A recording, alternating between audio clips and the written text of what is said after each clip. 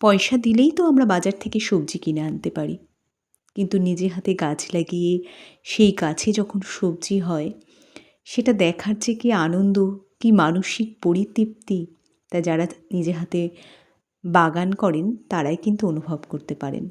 যাই হোক বন্ধুরা, এই যে দেখছেন আমার টমেটো গাছগুলো, এগুলো কিন্তু আমি বীজ থেকে তৈরি করিনি। আমার ছাদ বাগানে যে ফুল গাছ বা ফলের গাছ আছে, সেই গাছের টবের মধ্যে কিন্তু এই চারাগুলো হয়েছিল এবং সেগুলোকে মাটি এবং গোবর সার দিয়ে আমি গ্রো ব্যাগের মধ্যে লাগিয়ে দিয়েছিলাম। তাতেই কিন্তু এই সুন্দর টমেটো গাছগুলো হয়েছে। তেমন কোনো পরিচর্যা করিনি, মাঝে মাঝে একটু পাতলা করে খোলের জল গাছের গোড়ায় দিয়েছি। তাতেই কিন্তু গাছগুলো বেশ ভালোই আছে এবং গাছের টমেটো কিন্তু আবার পাকতেও শুরু করে দিয়েছে। যারা আমার পুরনো বন্ধু আছেন তারা এই গাছগুলোর সঙ্গে খুবই পরিচিত, কারণ একেবারে ছোট্ট অবস্থা থেকে গাছে ফুল আসা, ছোটো ছোটো ফল ধরা সমস্ত কিছুই আমি শেয়ার করেছি। তা বন্ধুরা, কেমন লাগলো আমার গাছগুলো অবশ্যই জানাবেন। ভালো থাকবেন।